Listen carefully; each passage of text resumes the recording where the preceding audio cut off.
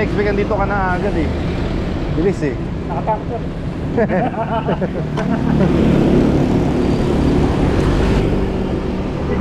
Pasok tayo ng ano, Geno, Sulipan. Balukok tapos papuntang Baliwag.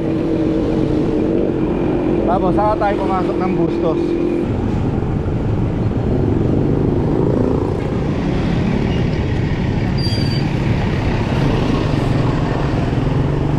Bakit biglang minto rito?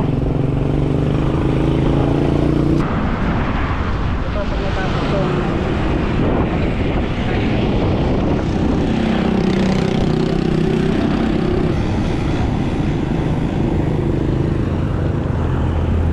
tayo sa ilalim ng Sulipan Bridge. Papunta tayo ng Balukok. Diyan si Geno sa likod. Siya naman ng bumiyahe papunta rito sa Apalit. Then we're going to ride. Puntahan namin yung dam, yung pinuntahan ni Ian How. Tingnan natin kung makakapasok tayo. Kung hindi, dun tayo dun sa mismong pinuntahan nila, si Sir Ronnie.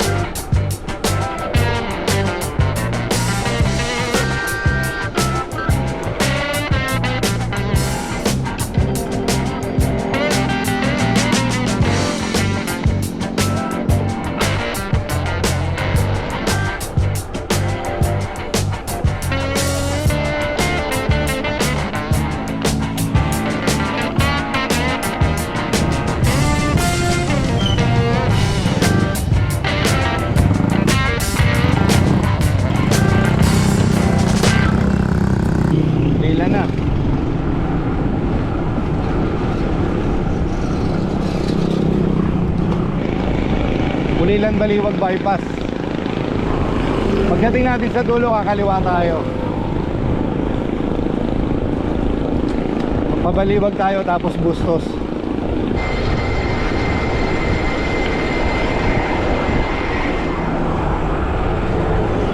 Haba din itong bypass na to eh.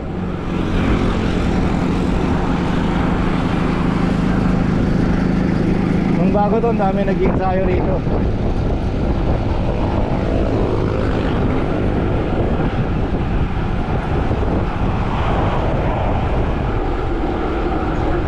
National Highway na tayo. Daang Maharlika. Going to Baliwag.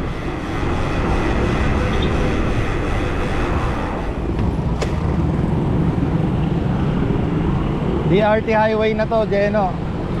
DRT Highway din tawag. Kasi papunta na siyang ano eh, San Rafael eh. Oo. Ito na tayo sa may SM Baliwag. Diretso pa tayo. Ito tayo sa may flyover. Mamaya dito tayo papasok sa kaliwa kabalik.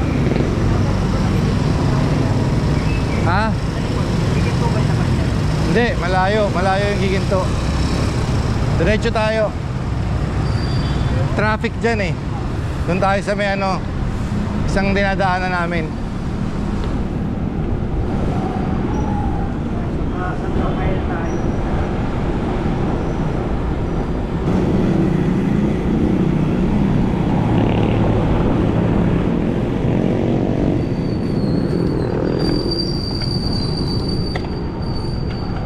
Dati wala to eh. Oo.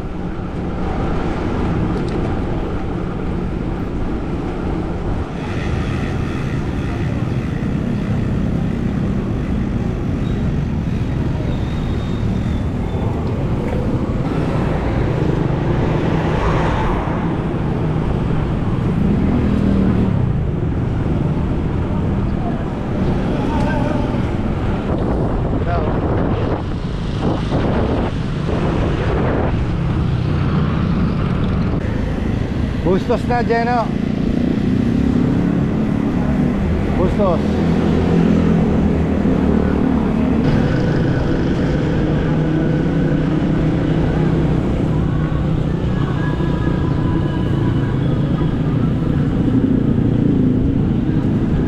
Rafael bypass. Ayun yung bypass, Jeno, sa ibabaw.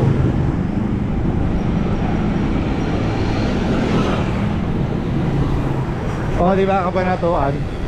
Ano, pakaliwa.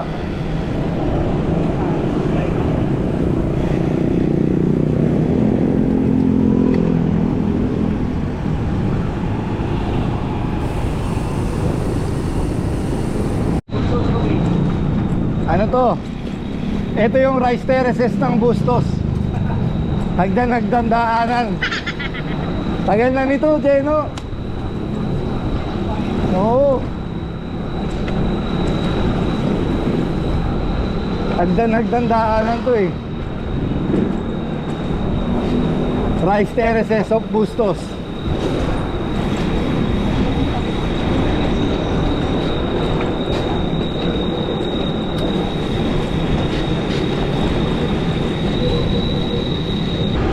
Yun, medyo nabawasan na yung traffic.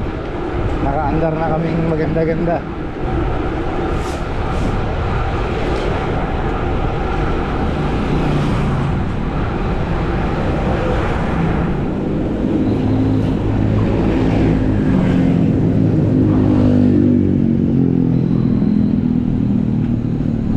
Ito na nga, Jeno. Oo, sayang, kaliwa. Bali yung pinasukan nila yan, yung sa kabila. Pero pero tingnan muna natin dito.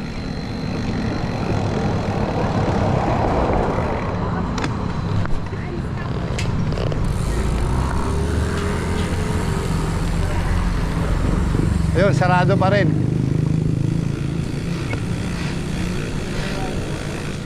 Oh, di ba? Sarado.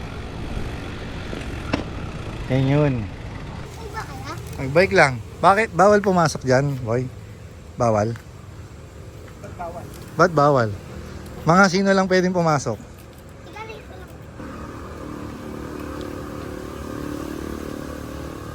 Okay, sarado. Sabi nung bata is ano daw? Lokal. Local ang Pwede at makapasok. residential lang ang pwede makapasok sa Bustos Dam. So as of today, bawal pa rin pumasok dito. Pinasara ni Ian Howe.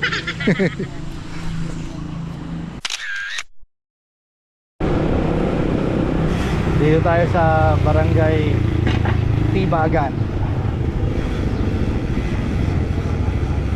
So yun, dito pumasok sila Master Ian Howe. Eh dito rin tayo. Alright.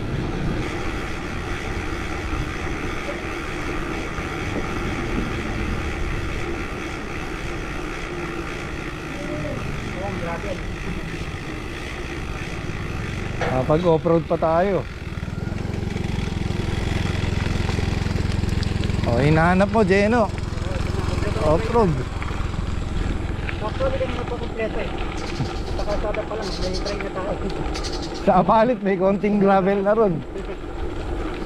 Apalit, Rubey. Oo nga.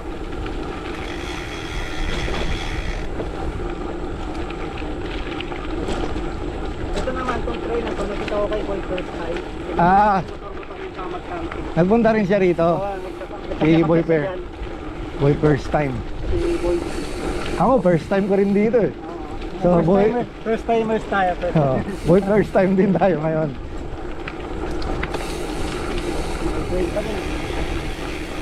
Ganda, no?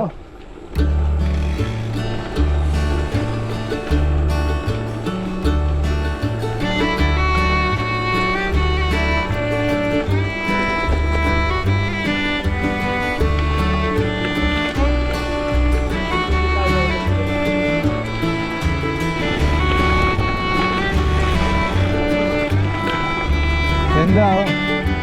Ayun yung dam.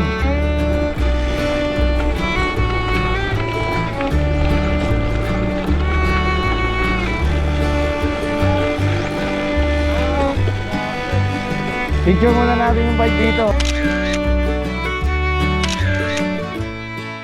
Year 1926, ginawa ang Bustos Dam. Madalas itong napapagkamalang Angat Dam since it is located close to the nearby town of Angat. Ang dam na ito ay nakatutulong sa mahigit 20,000 farmers mula sa iba't ibang town ng Bulacan at Pampanga. Hindi, iba talaga pagka personal mong mapupuntahan. Kasi nung napunta na nila yan, ang ganda, di ba? Pero pagka pinuntahan mo na, mas maganda pa. Kaso may gate din dun sa dulo yata, oh. Ganda ng bahay nito, oh. Ah, ito na yung ano. Part siguro ng Eco Park yan. Ay, hindi, residential, Geno.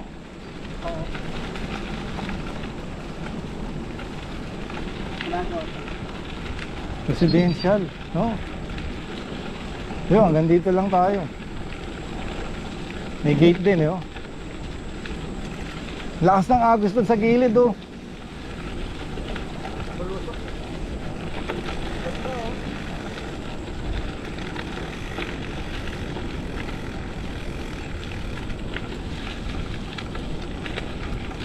Hanggang dito lang talaga.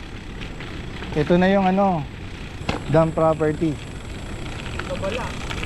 Nagbabawal po ang bumaba o yung usunod na dam. Ito na yung pinakamalapit.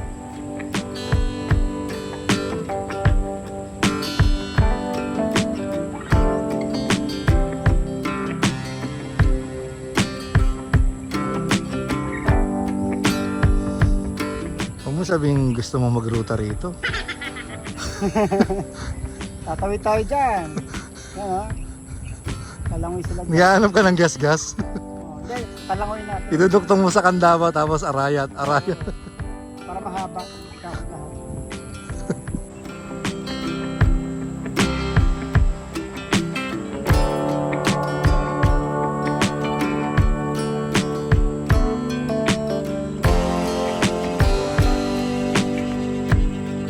Ganda. Ito, ang ganda rito sa park na to. Ang ganda ng mga puno sa kabila, oh. Ganda eh, oh.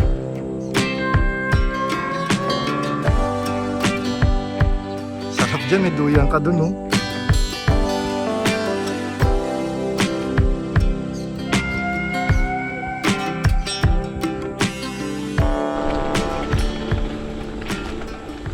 Labas na kami. Nasulit na rin namin yung ilang minutong pagstay namin sa park na to. Oh, pwedeng bumaba doon, oh. Baba tayo. Tingnan natin. Alis na sana kami, kaya lang may nakita kaming pababa eh. Nakita lang namin yung part na yun. Yung tipong sinulit namin yung punta dito, may nakita lang kaming pababa. Ayan, oh. Pupuntahan talaga namin. Malalapit tayo sa tubig eh.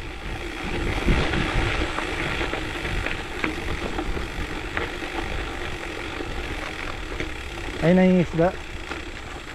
Good morning po. Ano pong isda na huli dyan? Tilapia, meron po. Tilapia at karpa na huli po.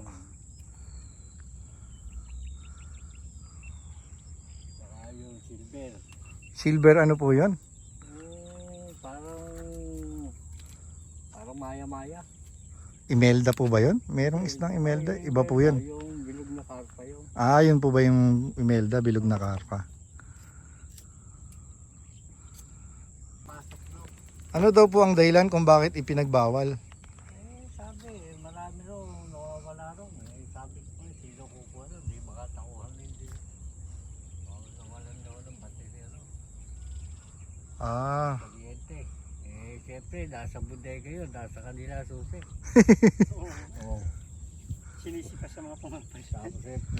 oo nga. Saka, ecotourism ang tawag doon. Sayang naman na papasyalan.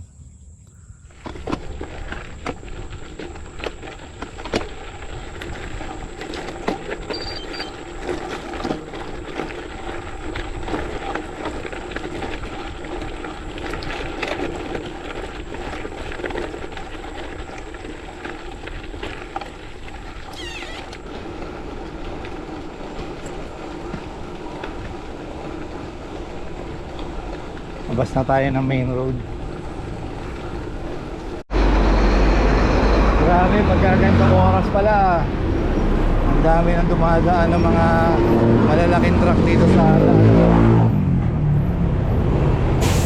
ito na yung reason kung bakit ganito yung daanan dito.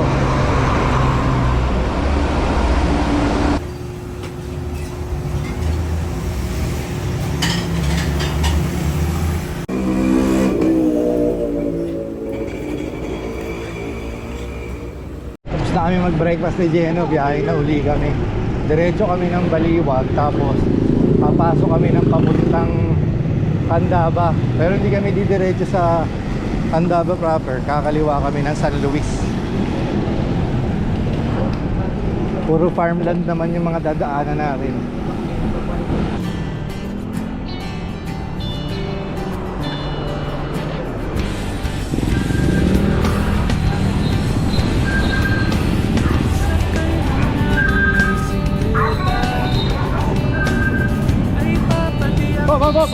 Hop!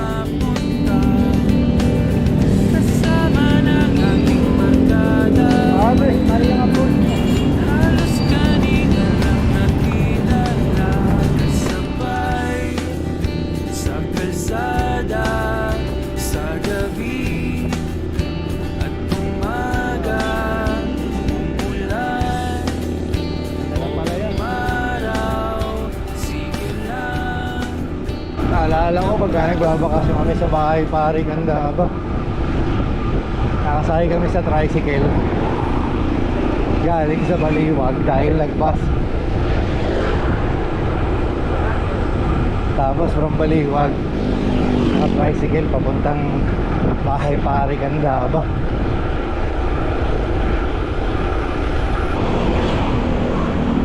Ngayon ko lang nalaman na ang Baliwag pala city na. City of Baliwag, Bulacan.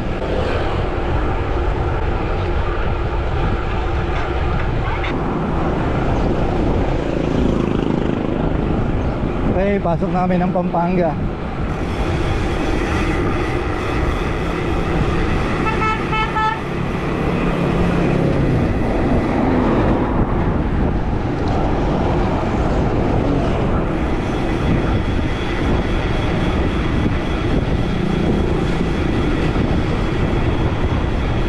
Pag dinire-diretso to papuntang Candaba, yung sa may bird sanctuary,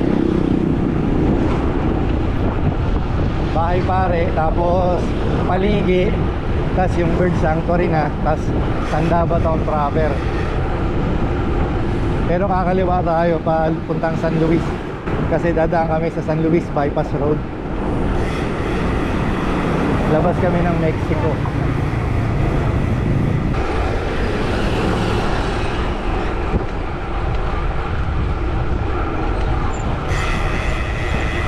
Huling dumaan ako rito, kasama ko si CJ Mac. Oo, pa ganun kami, pabalik papuntang Candaba, yung Pampanga Loop 2.0. Dinutong nyo dito. Oo, para maisama namin yung Candaba.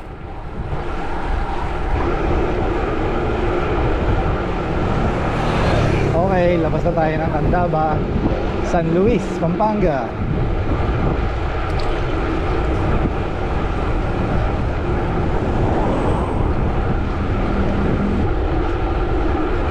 Ito yung mga dati kong ruta nung lagi ako naka-road bike noon. Ito ako nag-ride palagi. Duyong, San Luis, Taik, ikot-ikot lang sa mga bypass road na to. Ganda rin eh.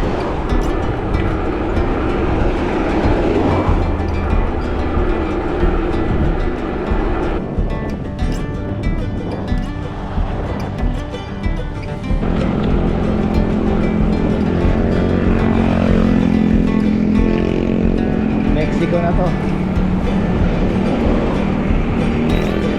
Town proper ng Mexico, diretso after ng circle. Mexico na kami.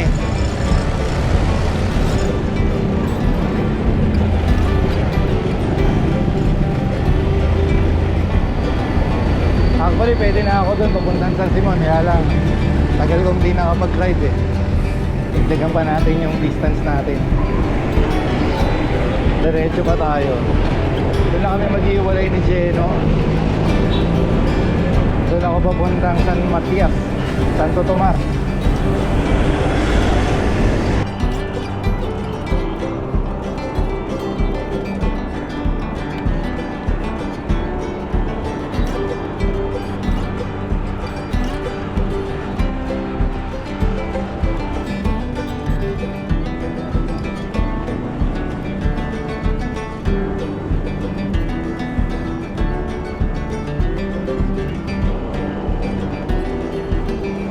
Okay, this is the town proper of Mexico.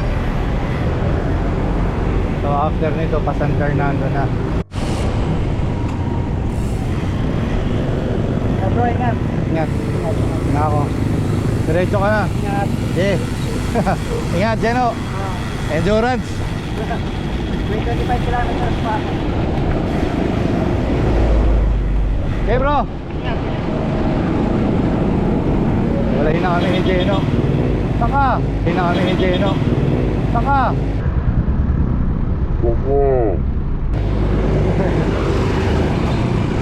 Tutusukin niya ako nun. Ang kulit eh. Overtake pa.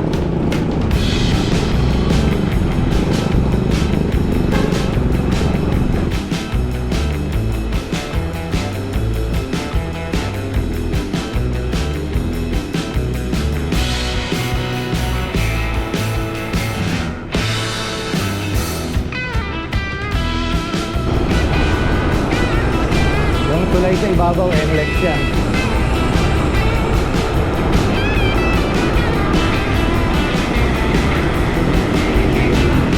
Ito dati nadadaanan yan eh. May daan dyan, lumubog na. Shit, may tubig. Ang iyak, kadiri.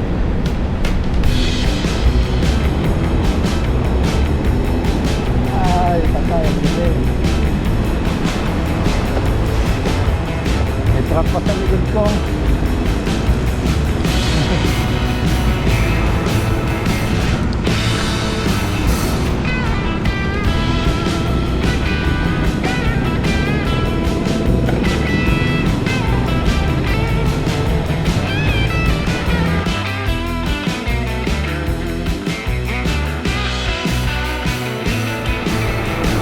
Bah, himala. Walang traffic dito, palabas ng MacArthur.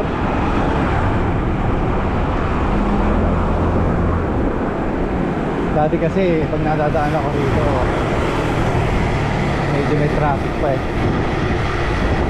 Ngayon, wala. MacArthur Highway na to.